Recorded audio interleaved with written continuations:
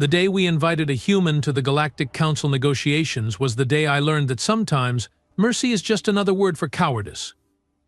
My name is Verix. I am, or perhaps was, the third ambassador of the Ingenuity. I say was because after what happened during those 3 rotations of diplomatic talks, I am not entirely sure my position still exists, or if I want it to exist. But I am getting ahead of myself, and that is precisely the kind of thinking that got us into this mess in the first place.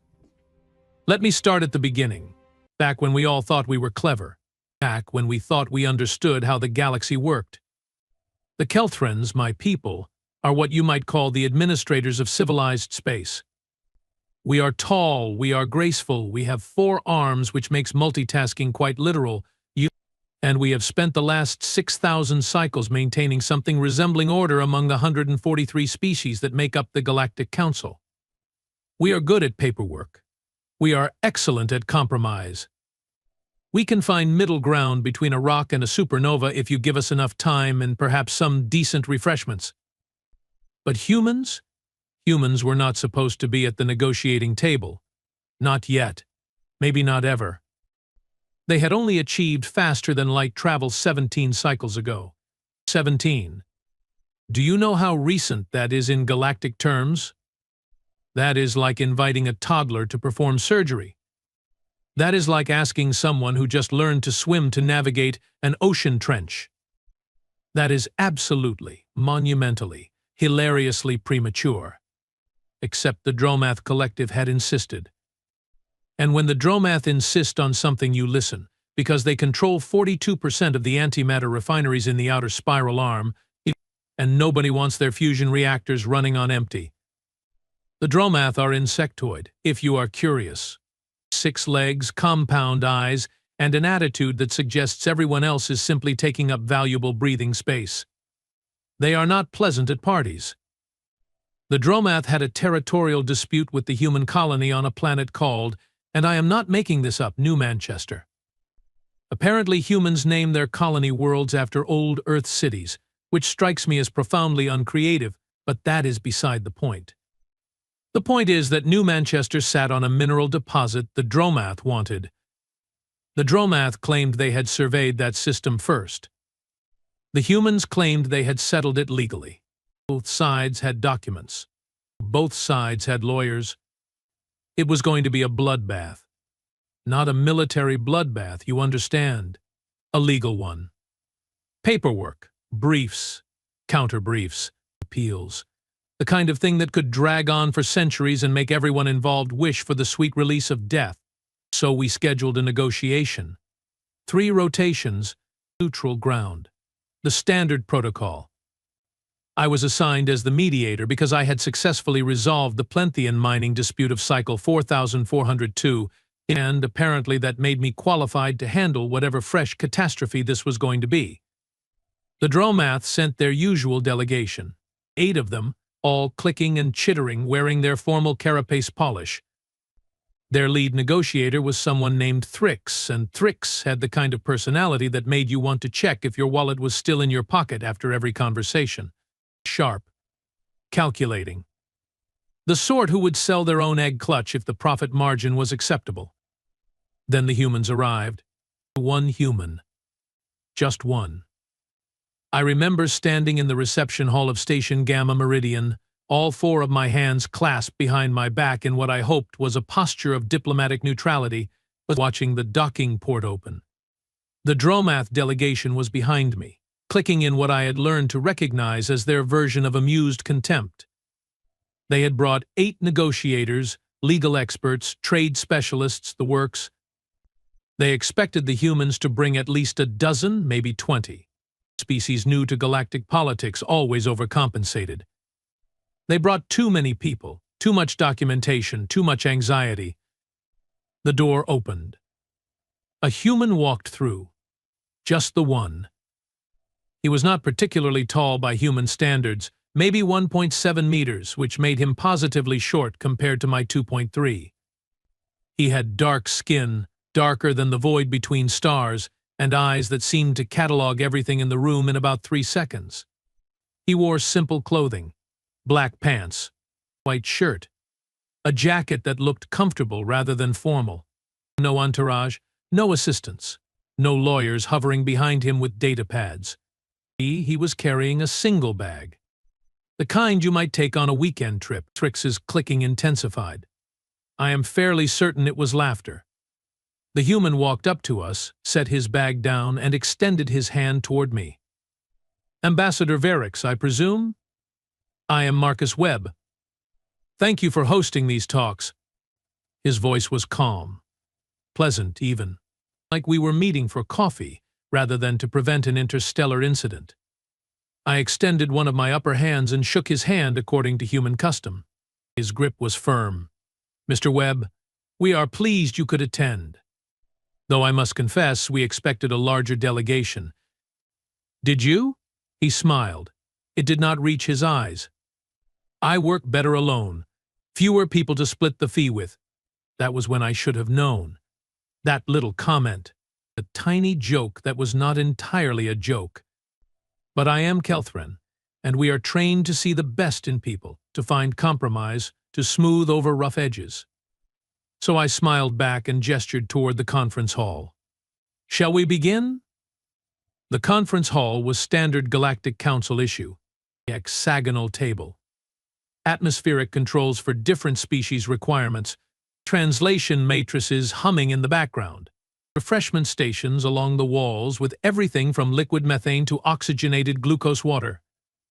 The Dromath delegation arranged themselves on one side of the table, all 8 of them, a wall of chitin and barely concealed hostility.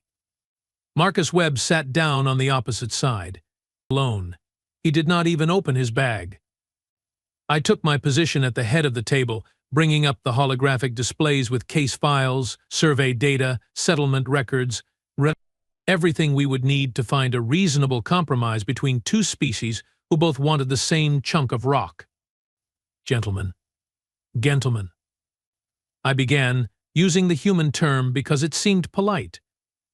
We are here to resolve the dispute regarding the planet designated New Manchester by human colonists and survey target Theta 9 by the Dromath Collective. Both parties claim legitimate interest in this world. Our goal over the next 3 rotations is to find an equitable solution that respects the rights and needs of both species. Trix leaned forward. The Dromath Collective surveyed that system 43 cycles ago. Our claim predates human settlement by 2 full standard decades. The law is clear. The law, Marcus Webb said quietly, is actually not that clear. All 8 Dromath heads swiveled toward him. I felt my tertiary stomach clench. 3 sentences into the negotiation, and we already had conflict. This was going to be a long 3 rotations. Explain. Trix clicked. Marcus leaned back in his chair. He looked comfortable, dangerously comfortable. The survey you are referencing was a preliminary scan, long range, no physical landing, no sample collection, no claim beacon. Under Article 47 of the Galactic Settlement Act. A survey only constitutes a valid claim if it includes physical verification and intent to develop within 15 cycles. Your survey was 43 cycles ago. You never followed up. You never developed.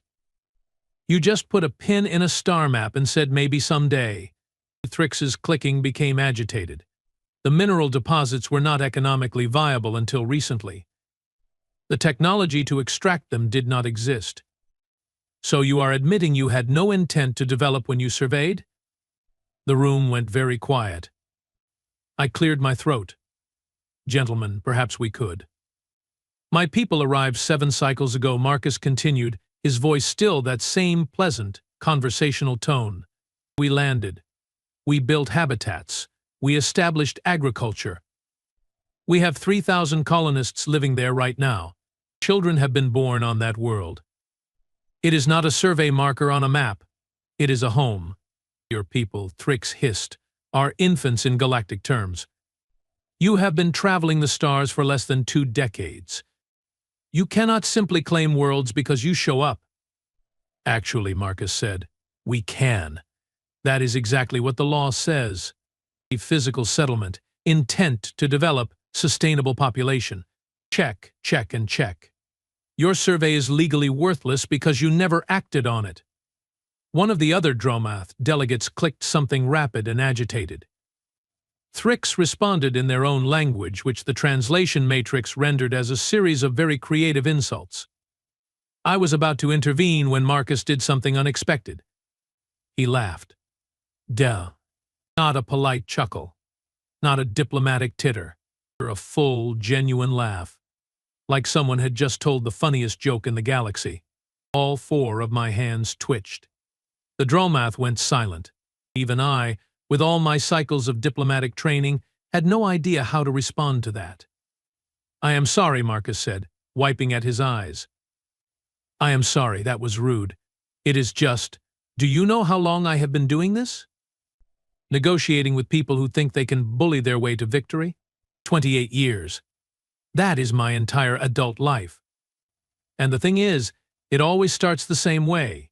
Someone shows up with numbers, with size, with resources, and they think that means they have already won. They think the negotiation is just theater, a formality. He stood up, walked around the table, stopped right in front of Thrix. For a moment I thought we were about to have a physical altercation, which would have been disastrous on multiple levels. But Marcus just looked at him, looked at all 8 of them. You think I came here to negotiate, Marcus said softly. I did not. I came here to explain reality to you. And reality is this. New Manchester is a human colony. It is going to stay a human colony. If you attempt to claim it through legal manipulation, we will bury you in so much litigation that your grandchildren's grandchildren will still be filing appeals. If you attempt to claim it through military force, we will respond with military force. And before you laugh at that idea, and before you calculate how many ships the Dromath Collective has versus how many ships humanity has, let me tell you something about my species that your intelligence reports probably left out. He paused. The silence stretched. I realized I was holding my breath, which is difficult with 3 lungs. We are very, very good at holding grudges. Thrix clicked something that the translator could not quite render. Marcus smiled again. That smile that was not quite a smile. The Dromath Collective controls 42% of antimatter refineries in this region, Marcus continued. That is impressive. That gives you a lot of leverage. But do you know what humanity controls? Context. We remember every species that tried to push us around when we were new to the galactic stage. We remember every slight, every dismissive comment, every attempt to treat us like children who need to be told what to do. And we have very, very long memories. He walked back to his seat, sat down, folded his hands on the table. Now, he said pleasantly, we can continue this negotiation under the assumption that we are equals, or we can stop pretending this is a negotiation and I can explain exactly what my government authorized me to offer you, which is absolutely nothing. Your choice. I should have stopped it right there. I should have called a recess, should have pulled Marcus aside and explained that this was not how things were done in civilized space. We did not threaten. We did not grandstand. We found middle ground. Always middle ground. But I did not stop it. Because part of me, a part I did not know existed until that moment, wanted to see what would happen next. Thrix was silent for a long moment. The other Dromath delegates were perfectly still. In humans, I had learned, stillness often meant contemplation. In Dromath, it meant they were calculating threat assessment. Finally, Thrix spoke. What are you proposing? I am not proposing anything, Marcus said. I am stating facts.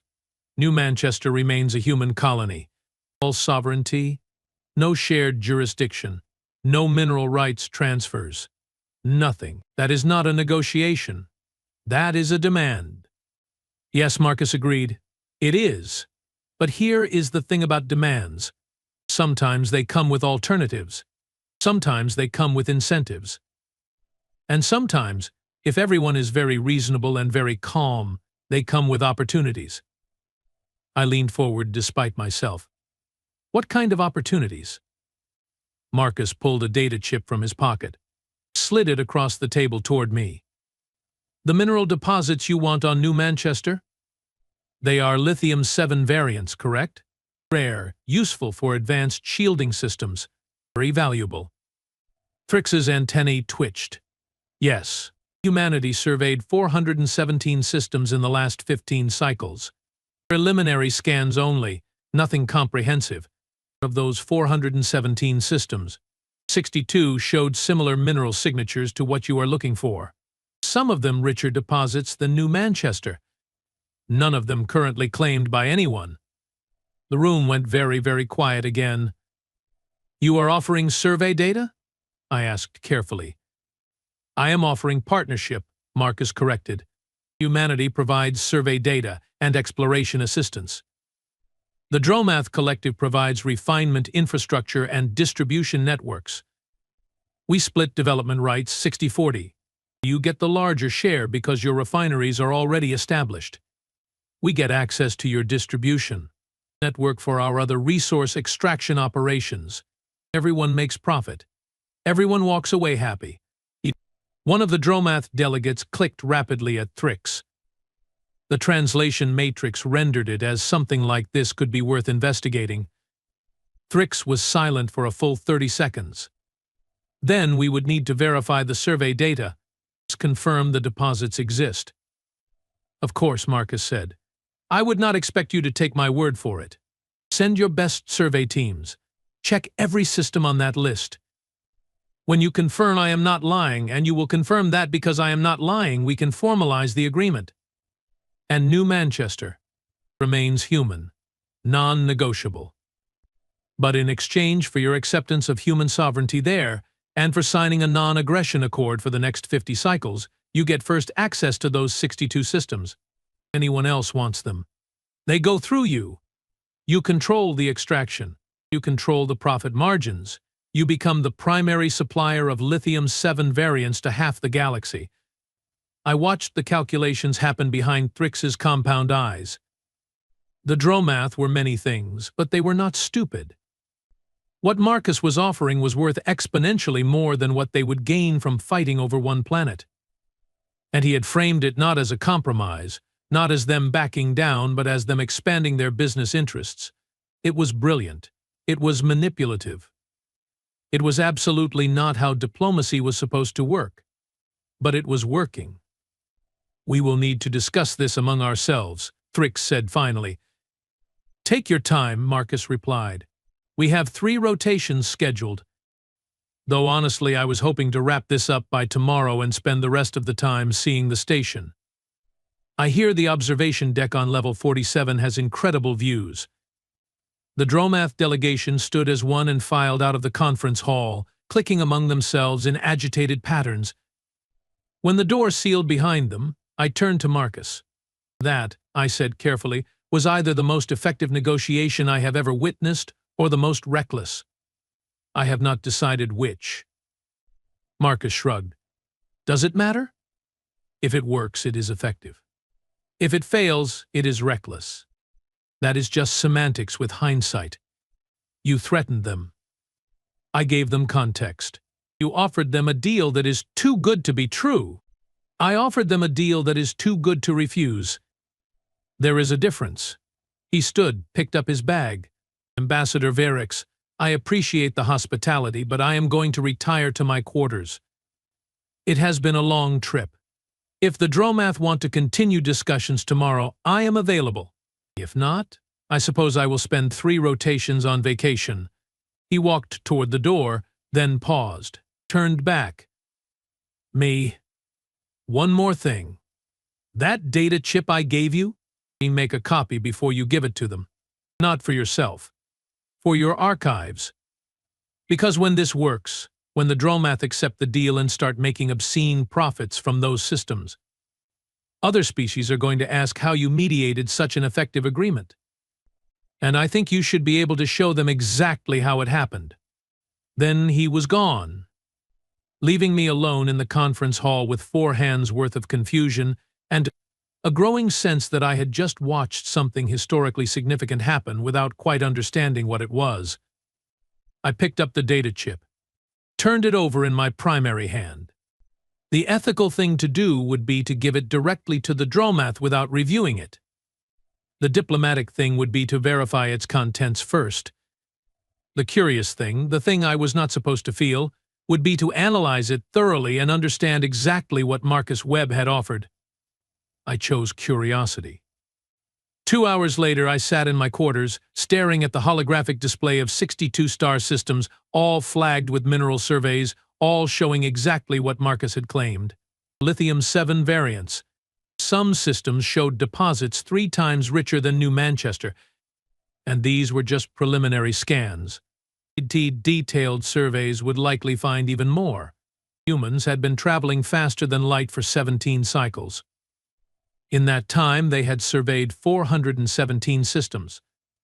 That was more than most species surveyed in their first century of spaceflight.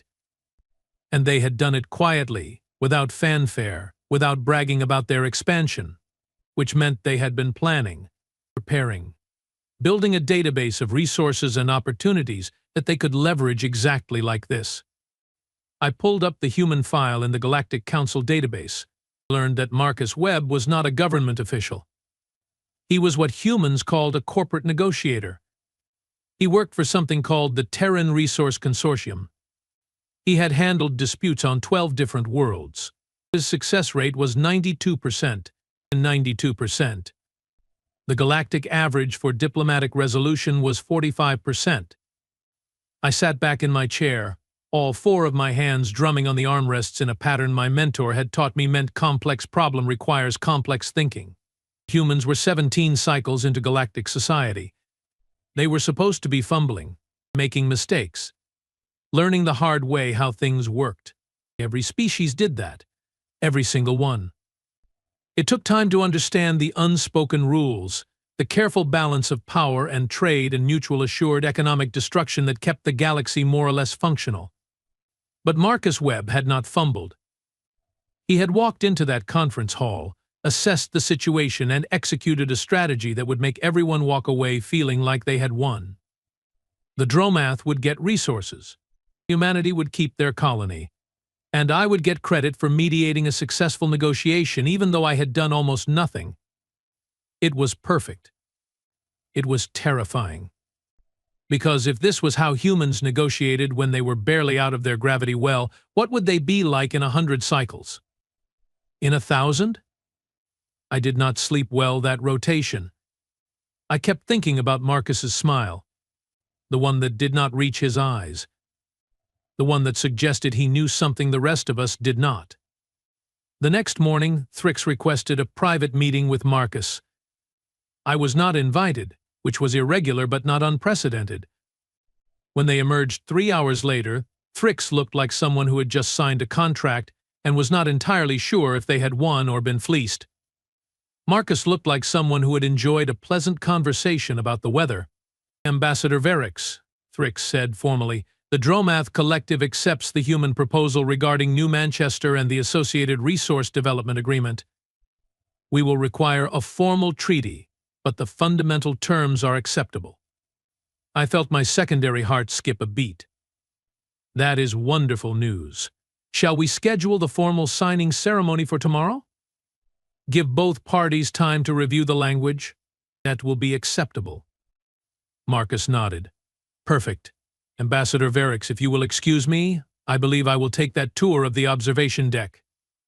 Unless you need me for anything else. No, I said faintly. No, I believe we have everything under control. He smiled.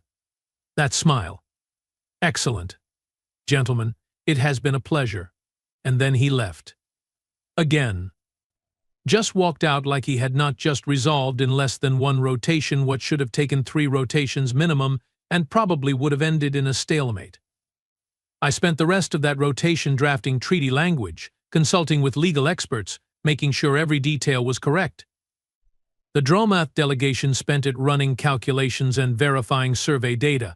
Marcus Webb, according to station logs, spent it in the observation lounge drinking something called whiskey and watching ships come and go. The formal signing happened the next morning. Very brief, very professional. Marcus signed for humanity. Thrix signed for the Dromath Collective. I signed as mediator. We shook hands, or the equivalent for species with appropriate appendages. Polygraphs were taken. The treaty was filed with the Galactic Council Central Database, and that should have been the end of it. A successful negotiation. Everyone happy. The case closed. Except Marcus Webb did not leave. He stayed on the station. Said he wanted to enjoy the vacation days he had scheduled. Said it would be a shame to waste the trip. Which is how, 2 rotations later, I found myself sitting across from him in one of the station's human-style restaurants, eating something called pasta, which was apparently a traditional Earth food that involved boiled grain products and sauce. "You are wondering why I am still here," Marcus said, between bites. The thought had crossed my mind. I wanted to talk to you. Privately. Off the record. 4 of my stomachs clenched simultaneously. About what? Marcus set down his fork. Looked at me with those cataloging eyes. About what comes next? For humanity. For the galaxy. For species like yours that have spent thousands of cycles maintaining the status quo. I am not sure I understand.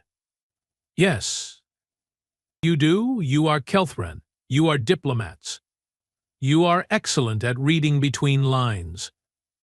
So let me be very direct. What happened in that conference hall was not special. That was not some unique situation that worked out because the stars aligned. That is how humanity negotiates. Every time. Every situation. We assess, we adapt, we win. You call that winning? The Dromath think they won. We kept our colony. I would say everyone won. But yes, from humanity's perspective, we won. Because we got what we wanted and made someone else think it was their idea. I set down my own utensils. Why are you telling me this? Because in about 50 cycles, maybe sooner, humanity is going to have a seat on the Galactic Council. And when that happens, things are going to change. Not dramatically, not overnight, but they will change.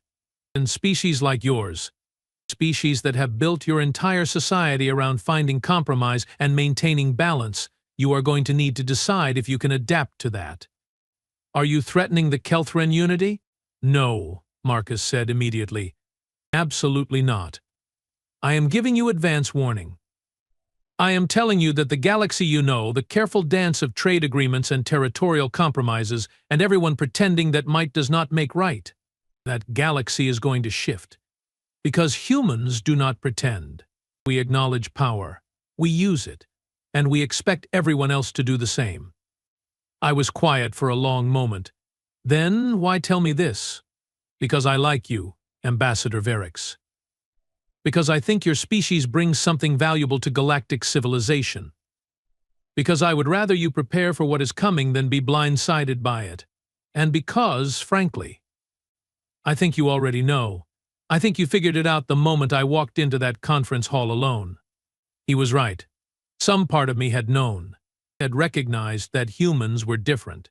Not better, not worse, just different in a way that was going to ripple through galactic politics like a stone through still water. What should I tell my government? I asked quietly. Tell them the truth. Tell them that humanity is not going to follow the old rules because we did not grow up with them. Tell them that we are going to be aggressive, ambitious, and unapologetic about both. And tell them that if they can accept that, if they can adapt to that, there is room for partnership. But if they try to contain us, try to limit us, try to treat us like children who need guidance, they will lose. Not because we are stronger, but because we are hungrier. Marcus stood, dropped payment chips on the table. Thank you for dinner, Ambassador, and thank you for the fair hearing. Not every species would have let that negotiation play out the way you did. I am not sure I let it play out, I admitted. I think I just watched it happen. He laughed. That genuine laugh from before. You know what? That is probably the smartest thing any diplomat has said to me in years. Sometimes the best action is knowing when to get out of the way. And then he was gone. For real this time. Checked out of the station the next morning. Returned to human space. Left me sitting in my quarters with 4 hands worth of worry and a decision to make about what exactly I was going to report to my government. I chose honesty, wrote a detailed account of everything that had happened, every word Marcus had said, both in the official negotiations and in our private conversation, every observation I had made about human behavior and human strategy. The response came back 3 rotations later. Your report has been reviewed. The Ingenuity acknowledges the concerns you have raised regarding humanity. However, we believe that with proper diplomatic engagement, humanity can be integrated into galactic society in a manner consistent with existing protocols. We continue to monitor the situation and report any developments. In other words, they did not believe me. Or they believed me but thought they could manage it, thought they could shape humanity into something that fit their worldview. I almost resigned right then, almost submitted my credentials and requested a transfer to some quiet posting where I could catalog mineral surveys and never have to think about diplomacy again. But I did not, because Marcus Webb and write about one other thing. The galaxy was going to change, and someone needed to be there who understood what that change meant, someone who had seen it coming and could maybe, possibly help everyone else prepare for it. So I stayed. I watched.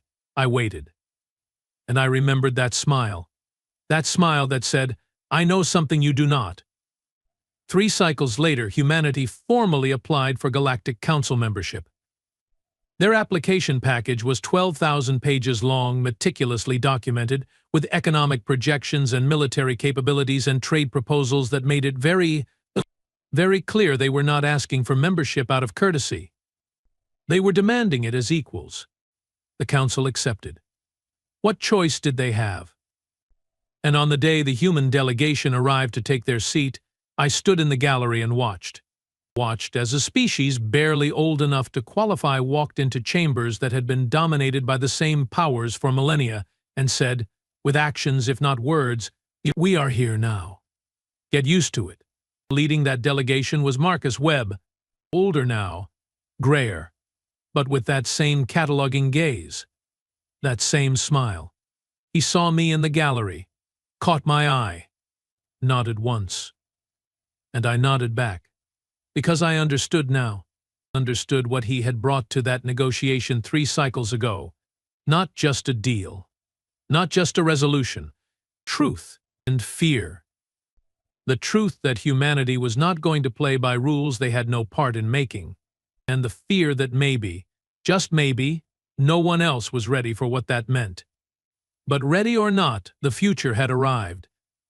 And it had Marcus Webb's face and a smile that did not reach his eyes and a willingness to burn down the old order if that was what it took to make room for the new. I am still 3rd ambassador of the Ingenuity.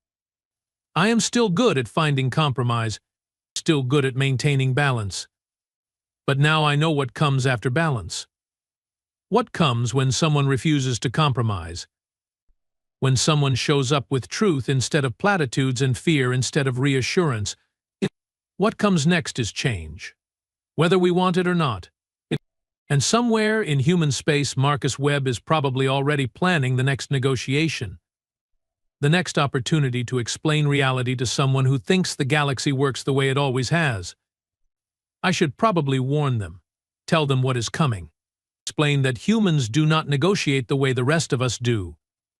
But I will not. Because just like Marcus said, sometimes the best action is knowing when to get out of the way. And I have learned to get out of the way of an avalanche. Part 2. 6 cycles after humanity joined the Galactic Council, I stopped sleeping properly. Not because of stress, though there was plenty of that.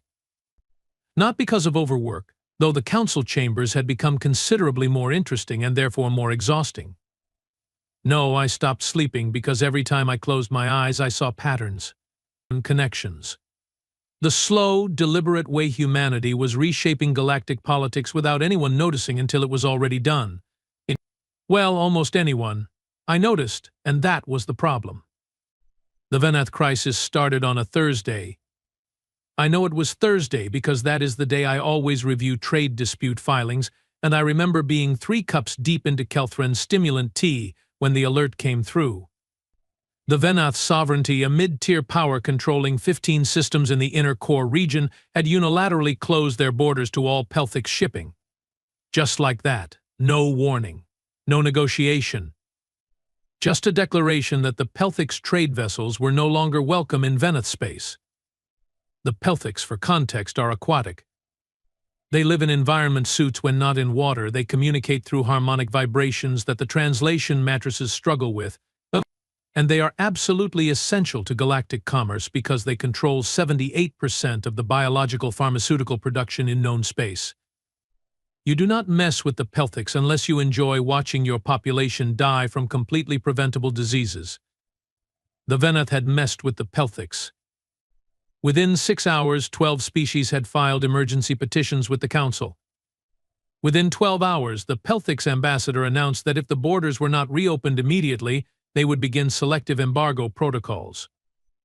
Within 18 hours, 3 different species were threatening military intervention on behalf of the Pelthix because apparently everyone had treaties I did not know about. It was a disaster.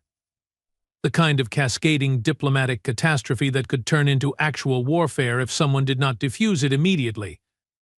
The kind of situation where the Kelthran unity was supposed to step in and find middle ground and make everyone shake hands and promise to behave. I was drafting my mediation proposal, trying to figure out how to make the Veneth look reasonable while also getting them to back down, when Marcus Webb walked into my office without knocking. "Ambassador Verix," he said cheerfully, like we were old friends meeting for lunch. "I need to borrow your afternoon." I stared at him. All 4 of my hands stopped moving. "Excuse me?" "The Veneth situation. It is going to explode. Probably within the next rotation. I can stop it, but I need your help. The Council has not authorized intervention yet. We are still in the assessment phase." "The Council," Marcus said, settling into the chair across from my desk without being invited, is going to spend 3 days arguing about jurisdiction and proper procedure while the situation gets worse. So we are going to skip that part and fix it now. We cannot simply bypass Council protocol." "Why not? What are they going to do? Sanction us for preventing a war?" He leaned forward. "Rex, listen to me. The Veneth closed their borders because the Pelthix refused to reduce pharmaceutical prices. The Veneth think they can bully a better deal. They are wrong. They are catastrophically wrong. But if this goes through official channels by the time the Council decides on action, 6 species will be at each other's throats, and the Veneth will feel like they have to double down or look weak. How do you know their motivation? The official statement said nothing about pharmaceutical prices." Marcus smiled. That smile. Because 3 weeks ago, the Veneth Minister of Trade sent a private communication to the Pelthix requesting a 40% price reduction on antiviral compounds. The Pelthix declined. Politely, but firmly. And now suddenly the Veneth discover urgent security concerns that require closing their borders? Please. It is not even creative. How do you have access to private communications between the Veneth and Pelthix? I asked the Pelthix ambassador to share them with me. Turns out, when you have a reputation for actually solving problems instead of just talking about them, people are willing to share information. He stood. "So, are you coming or not?" I should have said no, should have reported this to my superiors, should have followed proper channels and let the system work the way it was designed to work. Instead, I found myself standing. "What exactly is your plan?" "I am going to talk to the Veneth. You are going to make sure I do not accidentally violate any major protocols while doing it. Then we are both going to go home and sleep soundly knowing we prevented something stupid." "That is your plan? Talk to them." "Verix," Marcus said patiently, "that is always the plan. The question is what you say during the talking." 2 hours later, I was standing in a private conference room on Station Gamma Meridian, watching Marcus Webb negotiate with the Veneth Minister of External Affairs, a being named Chrolus who had 3 eye stalks and an attitude that suggested the entire galaxy was a personal inconvenience.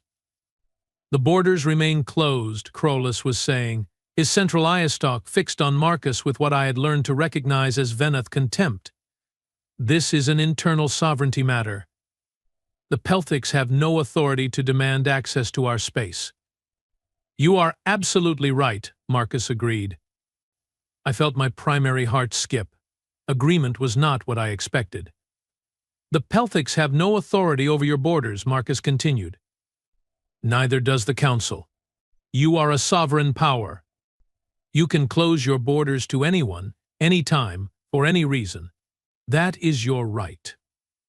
Crawlus's eye stalks quivered slightly. Suspicion. Then why are you here to talk about consequences? Because rights and consequences are different things, and I think maybe nobody explained the consequences part to you clearly enough.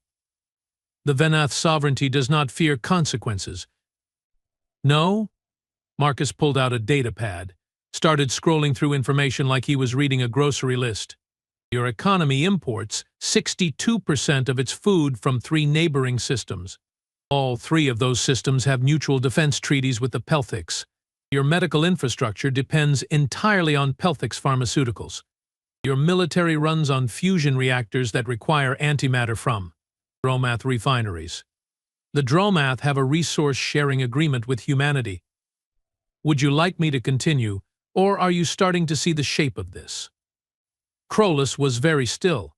When Venath go still, it means they are recalculating. It is similar to how Dromath's stillness means threat assessment, but more immediate, more visceral. You are threatening economic warfare? I am describing reality. If your borders stay closed, the Pelthics will embargo pharmaceutical shipments to your space, not as punishment, as logical response.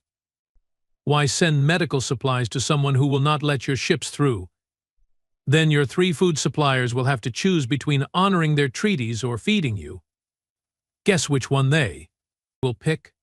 Then your fusion reactors start running low on fuel because the Dromath prioritize their partners.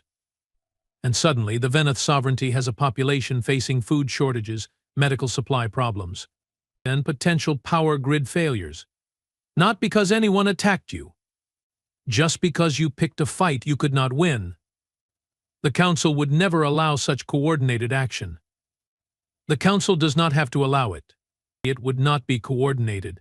It would be 15 different species making 15 different individual decisions based on their own interests. That is the beauty of it. Nobody is ganging up on you. Everyone is just responding logically to changed circumstances. And you know what the Council will do when you complain? They will schedule a hearing in about 6 months and suggest you resolve it diplomatically. Marcus set down his data pad. And hear me out here, you could reopen your borders. Issue a statement about successful security reviews. Claim you were just being thorough. Save face. Then, separately, you could approach the Pelthics about pharmaceutical prices, not as an ultimatum, as a negotiation. I happen to know they are willing to discuss volume discounts for long-term contracts. You might not get 40%, but you could probably get 20%. And 20% off your medical costs while maintaining normal trade relationships is better than watching your economy collapse because you decided to play hardball with the wrong species. The silence in that room was profound. I could hear my own circulation systems pumping. All 3 of Crawlus's eye stalks were focused on Marcus now, and I could practically see the calculations happening behind them. Why do you care? Crawlus asked finally. This dispute does not involve humanity. It does not involve humanity yet, Marcus corrected. But chaos is bad for business. Instability makes trade routes unreliable. Unreliable trade routes hurt profits. And humanity is very interested in maintaining profitable trade routes. So when I see someone about to start a cascade that ends with military conflicts and economic disasters, I try to stop it, not because I am noble, because I am practical. And if we refuse? Marcus shrugged. Then I go back to my office, I file a report saying I attempted mediation, and I watch your economy implode over the next 3 months while making sure human interests are protected. Your choice. Crawlus's eye stalks swiveled toward me. Ambassador Verix, is the Council aware of this conversation? I chose my words carefully. The Council is aware that informal diplomatic channels are being explored to resolve the situation peacefully. That was technically true. extremely technically. The kind of truth that would get me reprimanded if anyone looked too closely but would not actually get me fired. I need time to consult with my government, Krolos said. You have 6 hours, Marcus replied. After that, the Pelthics are going public with the embargo. Once it is public, nobody can back down without looking weak. Right now, this is quiet. This is fixable. In 6 hours, it becomes permanent. We left. Marcus looked satisfied. I looked like someone who had just participated in diplomatic extortion and was not entirely sure how it had happened. That was not negotiation, I said once we were in the corridor. That was a threat dressed up as advice. Was it? I just explained the situation. I did not threaten anything. I did not promise any specific actions. I just made sure Krolos understood cause and effect. You made it sound like humanity orchestrated the whole response.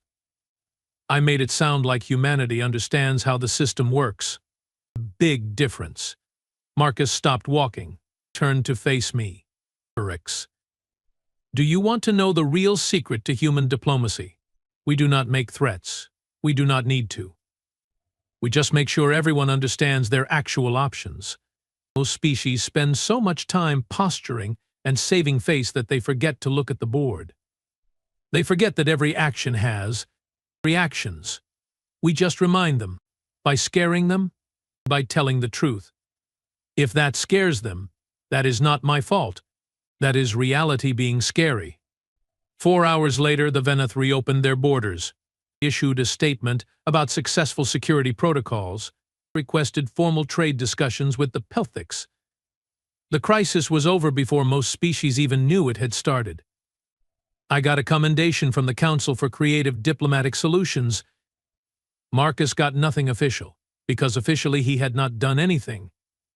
He had just had a conversation, just talked to someone, just explained how things worked.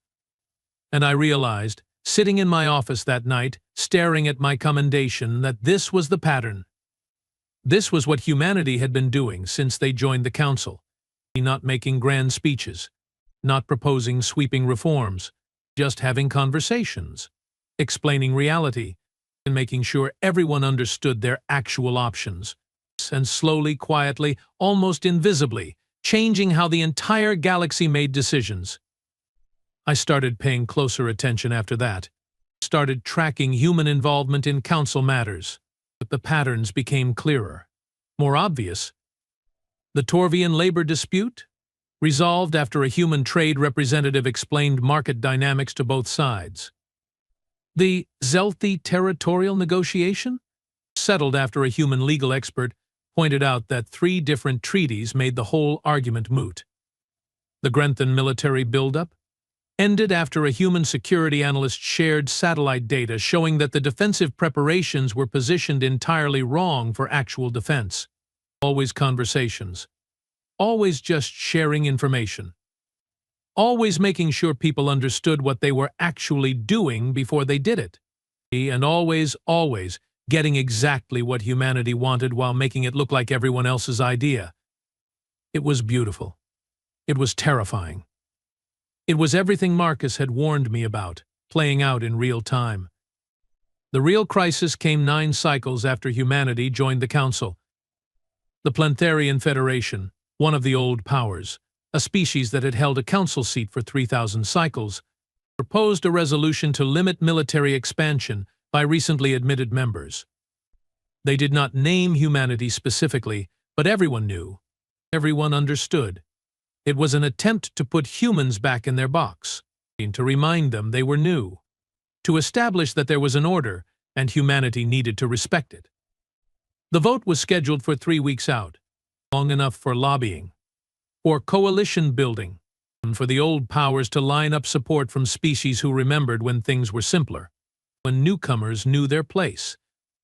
I thought humanity would fight it directly.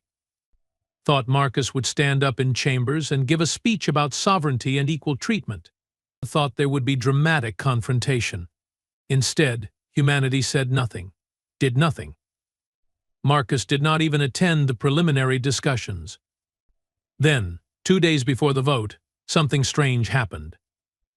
The Pelthics announced a new pharmaceutical pricing structure, discounts for species who supported free trade and military autonomy, higher prices for species who supported restrictive security protocols. 6 hours after that, the Dromath Collective announced a review of antimatter distribution agreements, priority delivery for forward-thinking partners, delayed shipments for others.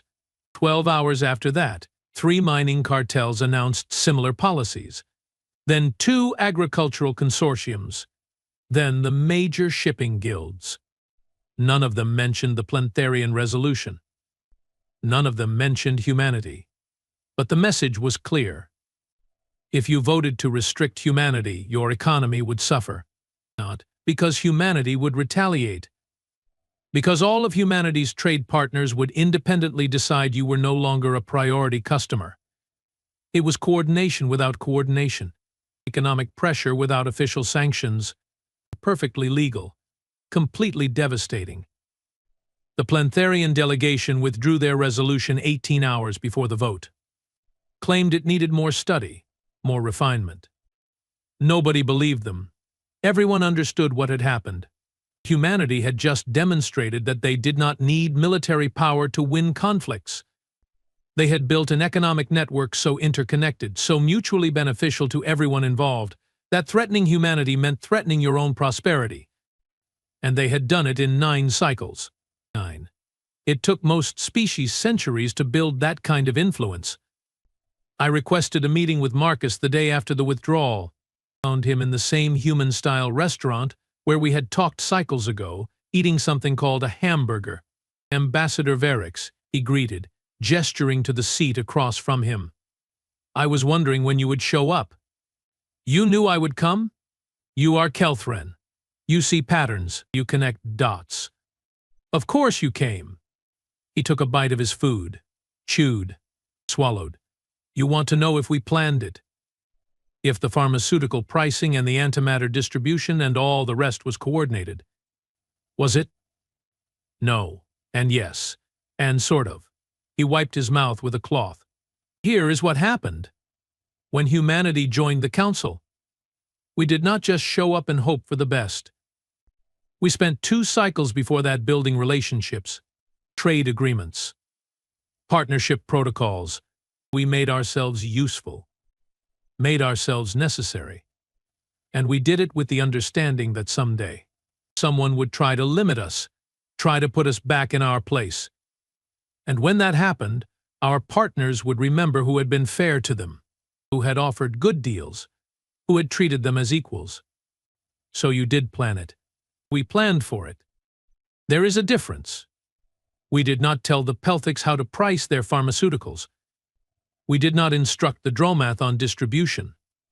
We just built relationships based on mutual benefit. And when someone threatened those relationships, our partners responded. On their own, because it was in their interest to respond. That is manipulation. That is business. That is how markets work. We did not invent enlightened self-interest, Verix. We just understand it better than most species seem to. I sat down, felt heavy, tired. What do you want, Marcus? What is the endgame here? Control of the council. Dominance over galactic politics? What? Respect, he said simply. We want to be treated as equals, not as children, not as upstarts, as equals. And if that requires demonstrating that we have options, that we have influence, that we cannot be pushed around, then that is what we will do. And if the council cannot accept that, if species decide they would rather fight than accommodate you. Marcus was quiet for a moment. Then they will lose. Not because we are stronger, but because we understand something most species seem to have forgotten. Power is not about how many ships you have. It is about how many people need you. And we have spent 9 cycles making sure a lot of people need us. He finished his hamburger. Stood. The galaxy is changing. Verix. You saw it coming before anyone else did. That is why I like you. That is why I am telling you this. Because changes are coming faster now, and bigger, and species like yours need to decide if you are going to adapt or if you are going to cling to the old ways and hope we disappear. The Kelthran unity has existed for 6,000 cycles. We have maintained balance, kept the peace. I know, and I respect that, genuinely. But peace is not the absence of conflict, Ambassador. It is the management of it, and humanity is very, very good at management. He left, again, always leaving, always ending conversations on his terms. I sat there in that restaurant, surrounded by unfamiliar smells and alien eating customs, and tried to figure out what to tell my government. How to explain that the galaxy they knew was already gone, that humanity had not conquered it or destroyed it, but had rewoven it into something different. Something where influence mattered more than tradition, where results mattered more than protocol. I wrote my report that night. All of it. Everything I had observed. Every conversation with Marcus. Every pattern I had noticed. I recommended that the Kelthran unity adapt, that we learn from humanity, that we accept that the old ways of finding middle ground and maintaining balance might not be enough anymore. The response came back 1 week later. Brief. Dismissive. Your concerns are noted. However, the Kelthran unity remains confident in established diplomatic protocols. Continue your duties as assigned. I should have resigned then. Should have walked away. Should have found some quiet posting and let the galaxy sort itself out. But I did not. Because I am Kelthran. Because we believe in order. In structure. In the idea that someone needs to keep watching. Keep documenting. Keep trying to maintain whatever balance remains. And because deep down, part of me wanted to see how this ended. Wanted to know if humanity was right. If their way of truth and fear and enlightened self-interest would actually work better than 6,000 cycles of careful compromise. 5 cycles passed, then 10, then 20. Humanity kept growing, kept expanding. It kept building networks and relationships and making themselves indispensable. Other species watched. Some adapted. Some resisted. None of them stopped it. The Kelthran unity split. Some factions wanted to partner with humanity. Some wanted to resist. The debate consumed our politics for years. Eventually, we compromised. Of course we did. We are Kelthran. We always compromise. We signed trade agreements with humanity. Limited ones. Careful ones. Agreements that gave us access to their growing network while maintaining our traditional neutrality. It was not enough, but it was something. I am old now. By Kelthran standards, very old. I have served as 3rd ambassador for 43 cycles. I have mediated 612 disputes. I have watched species rise and fall, watched alliances form and collapse, watched the galaxy change in ways I never imagined possible. And through it all, humanity kept doing what they do, talking, explaining, making sure everyone understood their options, winning not through force, but through being too useful to oppose. Marcus Webb retired 12 cycles ago, went back to Earth. Last I heard, he was teaching negotiation tactics at some human university, passing on his knowledge to the next generation of human diplomats who would continue reshaping the galaxy one conversation at a time. I saw him once more after that, 5 cycles ago. He came back to Station Gamma Meridian for some anniversary celebration. 50 cycles since humanity joined the Council. There were speeches, ceremonies, congratulations all around. I found him in the observation lounge, same place he had spent that first negotiation, still drinking whiskey, still watching ships come and go. Ambassador Verix, he said when I approached. Or is it first ambassador now? I heard you got promoted. 2nd ambassador, I corrected. Close enough. Still counting then, still keeping track. He gestured to the seat beside him. What can I do for you? I wanted to ask you something. Something I have wondered about for 40 cycles now. Ask, that first day.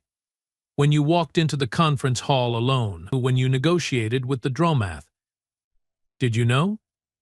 Did you know that humanity would succeed? That your methods would work? Marcus was quiet for a long time. long enough that I thought maybe he would not answer. Then, no, I did not know. I hoped. I planned. I did everything I could to stack the odds. But no? Really no? No. That is the thing about truth and fear, Verix. They only work if people believe them. If they do not, if they call your bluff, then you have nothing. But they believed you. They did. And then they kept believing. And then it stopped being a bluff and started being reality. That is the secret. You act like you have already won until you actually have. Is humanity satisfied now? Have you gotten what you wanted? Marcus looked at me. Really looked. With those cataloging eyes that still saw everything. You know the answer to that. Humanity is never satisfied. We always want more. Not because we are greedy. Because we are human. Because ambition is what we are. It is why we made it to space in the first place. It is why we will keep pushing and growing and expanding until either the galaxy accepts us or we remake it into something that does. That is terrifying. Yeah, Marcus agreed. It probably is. But you know what else it is? Honest. We never lied about what we wanted. Never pretended to be something we were not. We just showed up and told the truth and let everyone decide how to respond. He finished his drink, set down the glass. I heard the Ingenuity is proposing reforms, more focus on economic partnerships, less emphasis on traditional neutrality. Some factions are. Others resist. Give it time. They will come around. You all do eventually. Because the alternative is being left behind, and nobody wants that. I watched the ships outside. Hundreds of them. Thousands. All moving through lanes and protocols that had been established over millennia, all following rules that no longer quite fit the reality of modern galactic politics. Did we make a mistake? I asked quietly. The species who were here before, did we create a system that was too comfortable? Too resistant to change? No, Marcus said immediately. You created a system that worked for the galaxy you had. Peaceful, stable, predictable. Those are good things. But galaxies change. And systems that do not change with them eventually break. You did not make a mistake. You just did not plan for us. Could anyone have planned for you? He smiled. That smile, the one I had seen so many times, the one that never quite reached his eyes but somehow felt genuine anyway.